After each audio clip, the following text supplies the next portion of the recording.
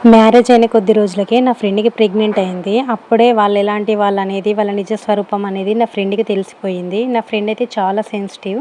అందంగా ఉంటుంది. ఎటు చూసినా గుణంలోను, ప్రవర్తనలోను, ఆలోచనలోను అత్తమామల కంటే, తోటి కోడల కంటే చాలా బెటర్. కానీ వాళ్ళ మనసులో మాత్రం ఎప్పుడూ అసూయ, ఈర్ష్యలతో అయితే నిండిపోయి ఉండేది.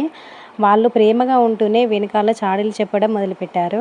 నీ భార్యకు ఇలాంటి అలవాట్లు ఉన్నాయి, అలాంటి అలవాట్లు ఉన్నాయి అని అబ్బాయికైతే చెప్తుండేవారు. మొదట్లో అతను కూడా ఎక్కువ పట్టించుకోలేదు. కానీ రాను రాను వాళ్ళ మాటలనేది అతని మనసులో అయితే అనుమానం వచ్చేటట్టు చేసినాయి.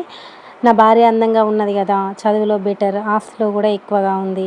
కానీ అలాంటప్పుడు ఆమెకు చెడు అలవాట్లు ఉండవా? అన్న సందేహం అయితే అతనికి కూడా ఒక మనసులో చిన్నగా ఆలోచన వేసింది. ఆ అనుమానం పెరిగి పెరిగి అతని ప్రేమనే విషంగా మార్చేటట్టు చేసింది. అతను తన భార్య దగ్గరికి వెళ్ళి ఒకసారి అడిగి ఉంటే వారి జీవితం అయితే ఇలా అయిపోయి ఉండేది కాదు. కానీ అతను మౌనం వహించాడు. ఎవరికీ